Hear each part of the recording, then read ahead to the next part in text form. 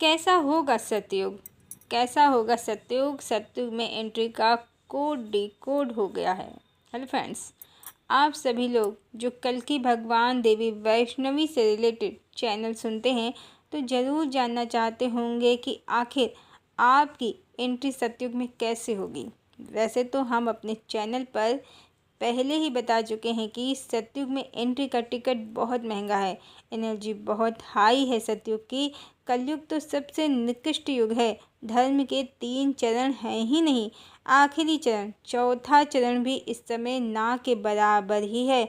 हर तरफ से लूट पाट, चोरी चकारी, भ्रष्टाचार, अनाचार, दुराचार की खबरें जो मिल रही हैं वो इसका प्रमाण है।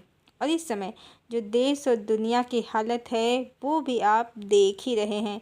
जब कलिकाल कम था तो इतनी ज़्यादा आसुरी प्रवृत्तियाँ समाज में नहीं दिखती थीं। लोग ठीक ठाक गलत सही करते हुए जीवन जी ही लेते थे।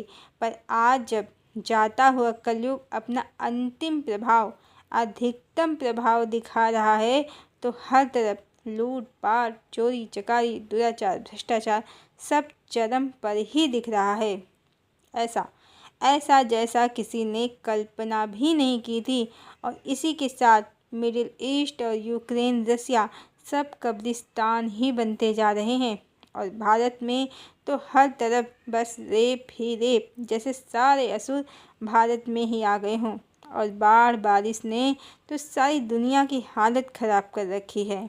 अभी हाल में ही नेपाल में 200 से ज़्यादा लोग मर गए हैं बाढ़ की चपेट में, खाने के लाले पड़ गए हैं। जीवन जीवन नेपाल, बिहार सब जगह अस्त व्यस्त हो गया है। पूरे देश में और दुनिया में यदा कदा हर जगह लगभग यही स्थिति बन रही है। और नौकरी का क्या कहना, जिसे नहीं मिल रही वो भी परेशान है, जिसे मिल रही है वो काम के बोझ से मरा जा रहा है। भोगवाद भोगवाद भौतिकवाद सब चरम पर है। पुरुषों को, स्त्रियों को, सबको बहुत सारा भोग विलास, मेकअप, फैशन, ज़रूरत से ज़्यादा ऐशो आराम, शान शौकत चाहिए। पर बदले में क्या मिल रहा है? स्त्रियां शोषण की शिकार हो रही हैं और पैसे के लालच में स्त्री पुरुष दोनों ही रात दिन मल्टीनेशनल कंपनी में लगभग 17-18 घंटे काम कर रहे हैं। जीवन कब शुरू हो रहा है कब ख़त्म पता ही नहीं चलता। अभी कुछ दिन पहले एक 26 साल की युवती सिर्फ ज़्यादा काम के चलते दुनिया से अलविदा हो गई। कुल मिला के इस समय बड़ा ही ख़राब समय चल रहा है और एनर्जी बहुत ही लो है। इसमें सरवाइव करने के लिए लोगों को ज़रूरत से ज़्यादा जद्दोजहद करनी पड़ रही है। बिल्कुल वैसे ही जैसे जहाँ ऑक्सीजन कम हो वहाँ फेफड़ों को ज़रूरत से ज़्यादा मेहनत करनी पड़ती है। श्वास को नियमित करने के लिए, शरीर के विभिन्न भागों में ऑक्सीजन पहुँचाने के लिए, जैसे फेफड़ों पर प्रेशर पड़ जाता है ऑक्सीजन कम होने पर, वैसे ही जीवन पर प्रेशर ही है इस समय। भोगवाद और भौतिकवाद की अधिकता और मनुष्यता, मानव मूल्य जो ऑक्सीजन ही हैं उनकी कमी के कारण। पर मनुष्य जो आर्टिफिशियल लाइफ स्टाइल को सभ्यता समझ बैठे हैं और नेचर बेस्ड लाइफ को गंवार होना, उसी का ये नतीजा है। हम आज जहाँ अपने अंत की तरफ ही खड़े हैं तो सतयुग तो ठीक इससे उल्टा होगा। लाइफ तो नेचर बेस्ड होगी, शान शौकत की दिखावा करने के लिए अब परमात्मा कोई विकल्प ही नहीं देने वाले हैं। मेटलिज्म का अंत होने ही वाला है। जिसको जितना चाहे निर्माण करना हो विकास के नाम पर, जिसको जितना चाहे युद्ध करना हो प्रभुत्व के नाम पर, और जिसको जितना चाहे लड़ना हो धर्म के नाम पर, प्रकृति देवी के आगे किसी की चलने वाली नहीं है। अभी बहुत कम लोगों ने इस बात को समझा है, पर ज़्यादातर लोग प्रकृति के तांडव को देखकर भी परमात्मा की इच्छा को समझ नहीं पा रहे हैं। अभी जब प्रकृति मनुष्यों को अपना ग्रास बना रही है तो धर्म देखकर नहीं, तो उनका धर्म देखकर नहीं, जो मिल रहा है वही माँ चंडिका का भोग बन जा रहा है बिना किसी भेदभाव के। तो सतयुग में एंट्री दिलाने वाले जो कह रहे हैं कि जीसस को पूजो, सत्युग में प्रवेश मिलेगा। जो कह रहे हैं साईं को पूजो, सत्युग में प्रवेश मिलेगा। जो कह रहे हैं कि माँ काली को पूजो, सत्युग में प्रवेश मिलेगा। ज़्यादातर अपने अपने देवी देवताओं के ब्रांड एम्बेसडर बने हुए हैं। अपने मंत्र, तंत्र, कलमा, आयत सब बता रहे हैं और कह रहे हैं कि यही बातें हमारी सिखाई समझो, हमारे वाले ही भगवान कल की हैं। इनकी शरण में चले आओ, सत्युग में एंट्री पक्की है।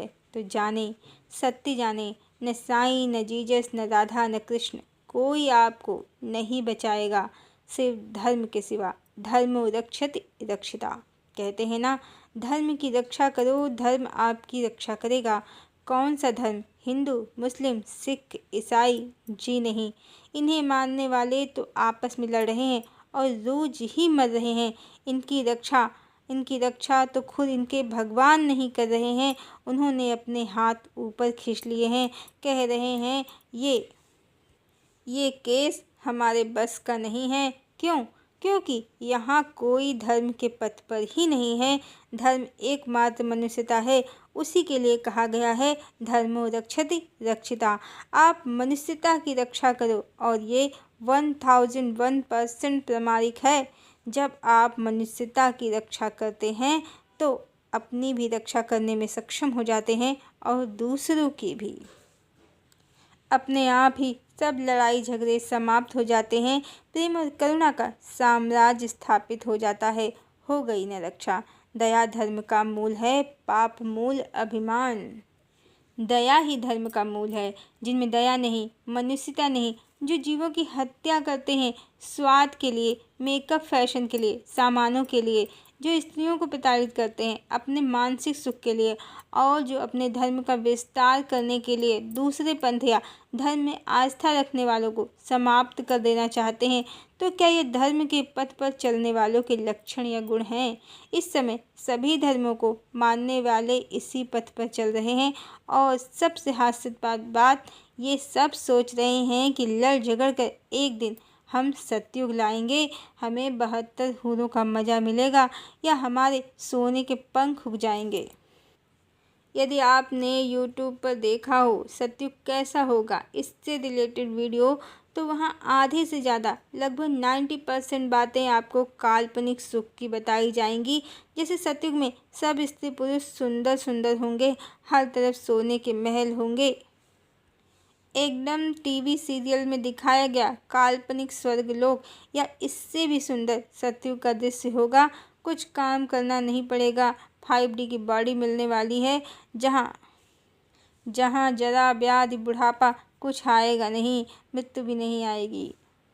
सब दिव्य दिव्य बनकर घूमेंगे और बहुत से लोग काल्पनिक सुख के मज़े ले रहे हैं कि बस सतयुग आ जाए और हमारा उसमें प्रवेश हो जाए, हमारी लॉटरी लग जाए। इसीलिए कुछ लोग जीसस वालों से गुहार लगा रहे हैं, कुछ साईं वालों से, कुछ कल्कि वालों से, कुछ इमाम मेहंदी से। पर सत्य जाने, पहले तो सतयुग कोई काल्पनिक लोक जैसा नहीं होगा। सतयुग वाकई बहुत सुंदर होगा। स्त्री पुरुष सब बहुत सुंदर होंगे। कारण जल और वायु और धरती सब प्रदूषण रहित जो होंगे।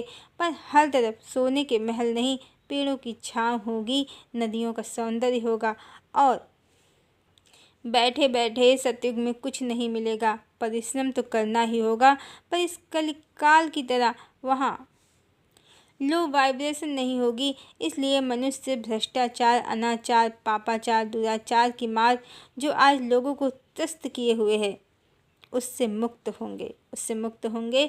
प्रदूषण रहित, डिप्रेशन और एंजाइटी से मुक्त होंगे लोग। स्वस्थ और सुंदर और दीर्घायु होंगे। हाँ, लोगों के तन से ज़्यादा उनके मन सुंदर होंगे।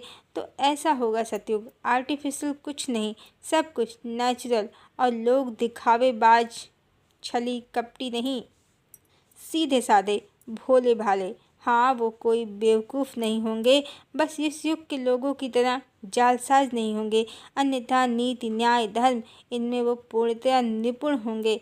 ऐसे ही संत रविदास जी ने थोड़े ही कह दिया है, तब सतयुग दर्शन आएगा, संत राज सुख बरसाएगा। सतयुग में नीति, न्याय और धर्म में निपुण संत यानी सतजन, सज्जन लोगों का ही राज होने वाला है। संत राज का अर्थ ये नहीं है कि आपके भगवान कल की संत बनकर आएंगे और दुनिया का शासन संभालेंगे। अवश्य परमात्मा धरा पर हैं, शरीर धारण किया है उन्होंने, सशरीर युगावर्तन के लिए वो धरती पर आए हैं, पर वो कोई शासन करने नहीं आए हैं। उनके लोक में, परम लोक में धरती लोक से कई गुना बल्कि अनंत गुना आनंद है। वो तो सिर्फ युगावर्तन के लिए ही आए हैं। आपको सतयुग में प्रवेश कराने के लिए वो अपने परम धाम से धरा पर आए हैं और आपको सतयुग में प्रवेश कराकर वो अपने धाम चले भी जाएंगे। संतराज का अर्थ सज्जन लोगों का ही संपूर्ण धरती पर वास होगा, यानी धरती सतयुग में सदात्माओं, सज्जनों से भरी होगी। सारी दुनिया में अच्छे लोगों का ही राज होगा। कोई किसी पर न तो टेकोर करेगा, न किसी को कंट्रोल करना पड़ेगा। सब लोग स्वयं से ही नीति, न्याय और धर्म में निपुण होंगे और मिलजुल कर प्रेम पूर्वक रहेंगे। लोग धर्म के पथ पर चलेंगे और जब लोग धर्म के पथ पर चलेंगे तो जेल, पुलिस, मुकदमा, कचहरी का कोई काम ही नहीं होगा। तो अब आप जान ही गए हैं कि सतयुग में एंट्री का जो प्रीसियस टिकट है उसका सत्य क्या है और उसका मूल्य क्या है। उसका मूल्य प्रेम, क्षमा, दया और करुणा, परोपकार, सत्य और अहिंसा ही है।